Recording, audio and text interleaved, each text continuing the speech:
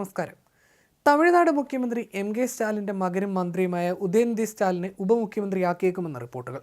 August 22 മുൻപ് അദ്ദേഹത്തെ ഉപമുഖ്യമന്ത്രിയാക്കിയേക്കുമെന്നാണ് റിപ്പോർട്ടുകൾ. നിലവിൽ യുവജനക്ഷേമം, കായിക വകുപ്പുകളുടെ മന്ത്രിയാണ് ഉദയനിധി.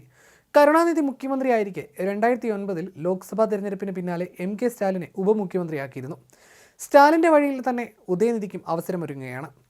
ഉദയനിധിയെ ഉപമുഖ്യമന്ത്രിയാക്കുമെന്ന് ദേശീയ മാധ്യമമായ ദി ഇന്ത്യൻ എക്സ്പ്രസ് റിപ്പോർട്ട് ചെയ്യുന്നു. സർക്കാരിൽ കൂടുതൽ ആധിപത്യം സ്ഥാപിക്കുന്നതിനും ഭരണത്തിൽ പിതാവിനെ സഹായിക്കുന്നതിനുമാണ് സ്ഥാനക്കയറ്റത്തിലൂടെ ലക്ഷ്യം വയ്ക്കുന്നതെന്ന് ദേശീയ മാധ്യമങ്ങൾ റിപ്പോർട്ട് ചെയ്യുന്നു. 2026 നിയമസഭാ തെരഞ്ഞെടുപ്പ് ആകുമ്പോഴേക്കും കൂടുതൽ ഉത്തരവാദിത്തം ഏറ്റെടുത്ത് ഉദയനിധി സ്റ്റാലിനെ പാർട്ടിയുടെ മുഖമായി മാറ്റാനും പുതിയ തീരുമാനത്തിലൂടെ ലക്ഷ്യമിടുന്നുണ്ടെന്നാണ് വിലയിരുത്തൽ.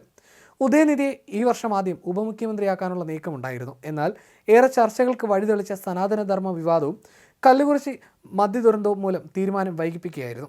മുഖ്യമന്ത്രി സ്റ്റാലിൻ ഓഗസ്റ്റ് 22 US സന്ദർശനത്തിന് പോകുന്നതിന് മുമ്പായി ഉദയനിധി പുതിയ സ്ഥാനത്തേക്ക് എത്തുമെന്നാണ് വിവരം. DMKയുടെ യുവജന വിഭാഗം നേതാവായ ഉദയനിധി ചെപ്പോക്ക് തിരുവല്ലിക്കേണി മണ്ഡലത്തിൽ നിന്നുള്ള MLA ആണ്. 2022 ഡിസംബറിലാണ് അദ്ദേഹം മന്ത്രിയായി സത്യപ്രതിജ്ഞ ചെയ്തത്. സുഗമമായ ഭരണം ഉറപ്പാക്കിക്കൊണ്ട് മുഖ്യമന്ത്രിയുടെ ഭാരം കുറയ്ക്കുക എന്നതാണ് ഈ നീക്കത്തിൻ്റെ പ്രാഥമിക ലക്ഷ്യമെന്ന് മുതിർന്ന ഒരു നേതാവ് പറഞ്ഞു. ഈ നീക്കം ഉദയനിധിയെ കാര്യമായ ഉത്തരവാദിത്തങ്ങൾ വഹിക്കാൻ സഹായിക്കുമെന്നും DMKയുടെ ഒരു മുതിർന്ന മന്ത്രി പറഞ്ഞു. 2026 നിയമസഭാ തെരഞ്ഞെടുപ്പിൻ്റെ മുന്നൊരുക്കം കൂടിയാവും ഉദയനിധിയുടെ സ്ഥാനക്കയറ്റമെന്നും അദ്ദേഹം പറയുന്നു. അദ്ദേഹം വിമുഖനായ ഒരു രാഷ്ട്രീയക്കാരനാണെങ്കിൽ അദ്ദേഹം ഭാരമേറിയ ഒരു പദവി ആവശ്യപ്പെടില്ല. അദ്ദേഹത്തിൻ്റെ ചെറുപ്പവും സെലിബ്രിറ്റി പദവിയും കാരണമാണ് ഈ കിംവദന്തികൾ ഉണ്ടാകുന്നതെന്നും മന്ത്രി പറഞ്ഞു. 2026 തെരഞ്ഞെടുപ്പ് പ്രചാരണത്തിൽ വലിയ പങ്ക് വഹിക്കാൻ ഉപമുഖ്യമന്ത്രിയുടെ റോൾ ഉദയനിധിയെ പ്രാപ്തനാക്കും. മന്ത്രിമാരുടെ പ്രകടനത്തെ അടിസ്ഥാനമാക്കിയുള്ള ക്യാബിനറ്റ് പുനഃസംഘടനയുമായി ബന്ധപ്പെട്ടാണ് ഉദയനിധിയുടെ സ്ഥാനമാറ്റം. പുനഃസംഘടനാ തീരുമാനങ്ങൾ ഇതുവരെ അന്തിമമായിട്ടില്ല. എന്നാൽ നിരവധി മന്ത്രിമാരുടെ പ്രകടനം കണക്കിലെടുക്കുമെന്നും ഒരു മുതിർന്ന DMK നേതാവ് പറഞ്ഞു. നേരത്തെ തന്നെ ഉദയനിധി ഉപമുഖ്യമന്ത്രിയാകുമെന്ന് അഭ്യൂഹങ്ങളുണ്ടായിരുന്നു. എന്നാൽ സ്റ്റാലിൻ അന്ന് റിപ്പോർട്ടുകൾ തള്ളി. സ്റ്റാലിൻ ഓഗസ്റ്റ് 22 അമേരിക്കയിലേക്ക് പോകും. അതിനു മുൻപായി തന്നെ ഉദയനിധി ഉപമുഖ്യമന്ത്രി സ്ഥാനത്തേക്ക് എത്തുമെന്നാണ് ഇപ്പോഴുള്ള വിവരം. ഉദയനിധിയെ ഉപമുഖ്യമന്ത്രിയാക്കണമെന്ന ആവശ്യം മുതിർന്ന നേതാക്കൾ ഇതിനോടകം തന്നെ ഉന്നയിച്ചിരുന്നു. യുവ വോട്ടർമാരിൽ സ്വാധീനം ചെലുത്താൻ സാധ്യതയുള്ളതിനാൽ പുതിയ പാർട്ടിയുമായി രംഗത്ത് വന്ന നടൻ വിജയ് യുവ വോട്ടർമാരിൽ സ്വാധീനം ചെലുത്താൻ സാധ്യതയുള്ളതിനാൽ ഇതിനെ ചെറുക്കാൻ ഉദയനിധിക്ക് പ്രധാന സ്ഥാനം നൽകാൻ കൂടിയാണ് DMK തീരുമാനം.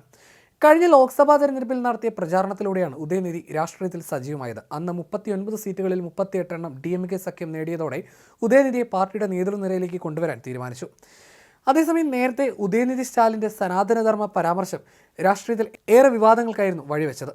സനാതനധർമ്മത്തെ ഡെങ്കിപ്പനി, മലേറിയ തുടങ്ങിയവയുമായി താരതമ്യം ചെയ്ത അദ്ദേഹം അത് തുടച്ചു നീക്കണമെന്നും പറഞ്ഞിരുന്നു. പരാമർശം BJPയും മറ്റ് സംഘപരിവാർ കക്ഷികളും ആയുധമാക്കി. ഉദയനിധി സ്റ്റാലിൻ സനാതനധർമ്മത്തിൽ വിശ്വസിക്കുന്നവരുടെ വംശഹത്യയ്ക്കാണ് ആഹ്വാനം ചെയ്തതെന്ന പ്രസ്താവനയുമായി BJP IT സെൽ മേധാവി അമിത് മാളവിയ അന്ന് രംഗത്ത് വന്നിരുന്നു.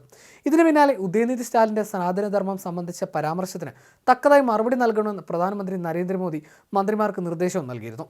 പരാമർശം വലിയ രീതിയിൽ വിവാദമായതോടെ ഉദയനിധി വിശദീകരണമായി പിന്നീട് രംഗത്ത് വരികയും ചെയ്തു. സനാതനധർമ്മം പിന്തുടരുന്നവരെ കൂട്ടക്കൊല ചെയ്യാൻ ഞാൻ ഒരിക്കലും പറഞ്ഞിട്ടില്ല. ജാതിയുടെയും മതത്തിൻ്റെയും പേരിൽ ജനങ്ങളെ വിഭജിക്കുന്ന തത്വമാണ് സനാതനധർമ്മം. സനാതനധർമ്മത്തെ വേരോടെ പിഴുതെറിയുന്നത് മാനവികതയും സമത്വവും ഉയർത്തിക്കാട്ടലാണ്. ഞാൻ പറഞ്ഞ ഓരോ വാക്കിലും ഉറച്ചു നിൽക്കുന്നു. സനാതനധർമ്മത്താൽ അടിച്ചമർത്തപ്പെട്ടവരുടെയും അരികവൽക്കരിക്കപ്പെട്ടവരുടെയും ആളായിട്ടാണ് ഞാൻ സംസാരിച്ചത് എന്നിങ്ങനെയായിരുന്നു അദ്ദേഹത്തിൻ്റെ പ്രതികരണം. അതേസമയം കോൺഗ്രസ് വിവാദത്തിൽ നിന്ന് വിട്ടുനിൽക്കാനും ശ്രമിച്ചിരുന്നു.